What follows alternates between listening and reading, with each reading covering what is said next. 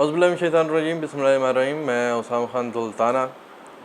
آج کچھ اعتراضات تھے جو ہمیں موصول ہوئے ایک بھائی کی جانب سے، اس کے جواب دینے کی کوشش کرتے ہیں۔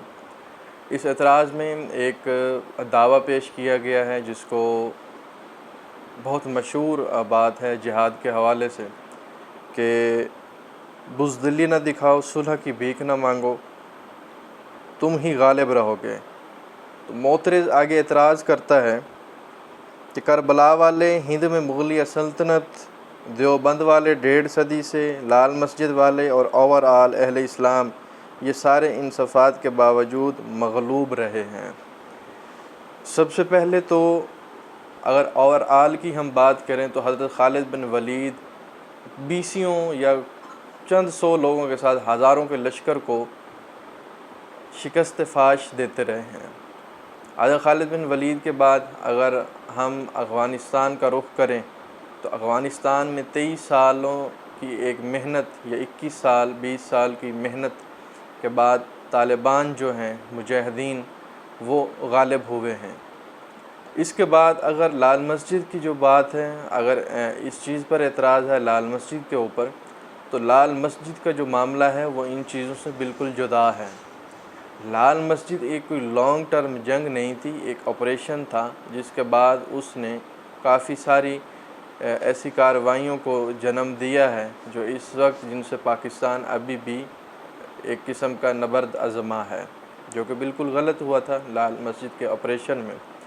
اس کے علاوہ اگر ہم ماضی قریب کی بات کریں اور مغلیہ سلطنت کی جانب ہم اگر نظر دوڑائیں تو مغلیہ سلطنت اپنے کارناموں کی وجہ سے مغلیہ سلطنت کا فال ہوا تھا، نہ کہ وہ کوئی جہاد کر رہے تھے اور اس جہاد کے بدلے جو ہے وہ مغلوب ہو گئے اور غالب نہ آ سکے۔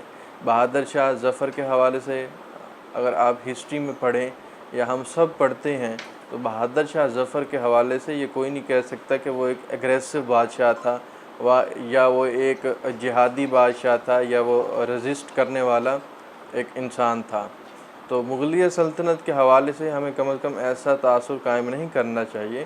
البتہ یہ ہے کہ جب مغلیہ سلطنت اپنے عروج پر تھی تو اس وقت بھی وہ کم ہی لوگ تھے۔ اگر ہم برصغیر کی بات کریں تو اس برصغیر میں ہندوؤں کی زیادہ تعداد تھی، لیکن مغلیہ سلطنت کے جو چاہنے والے یا مغلیہ سلطنت کے جو بادشاہ تھے وہ کم تھے۔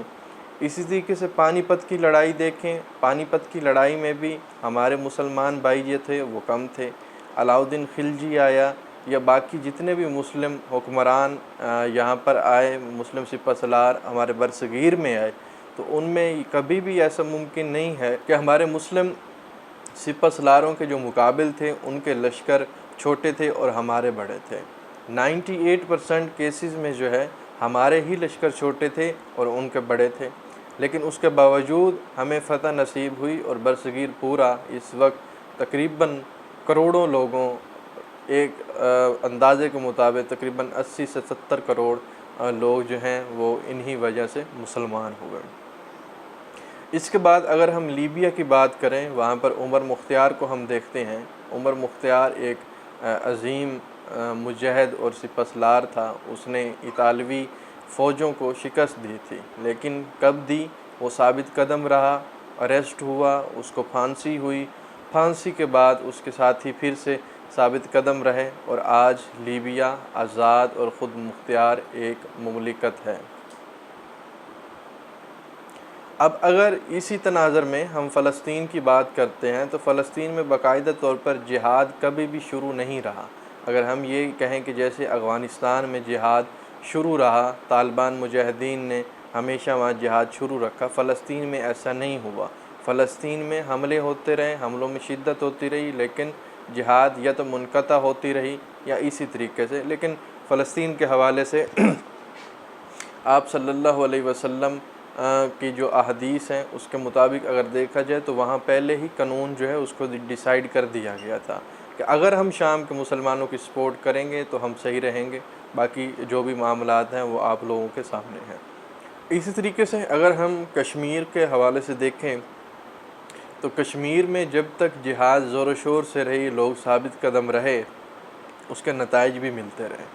یہاں تک بھی معاملہ سیاسی طور پر آ گیا تھا کہ دونوں ممالک کے لوگوں نے اس حق میں فیصلہ کرنے کا سوچ لیا جس حوالے سے کشمیری اور ہمارے مسلمان بھائی چاہتے تھے، لیکن جب ثابت قدمی ہٹی، جہاد کا رشتہ انسانوں کے ساتھ، مسلمانوں کے ساتھ منقطع ہوا، تو آج آپ کے سامنے ہے کہ کشمیر کے اندر جو بھی معاملات ہیں وہ کم از کم اتنے مضبوط اور مربوط نہیں ہیں کہ وہاں پر روزانہ مجاہدوں کی کاروائیاں ہوں۔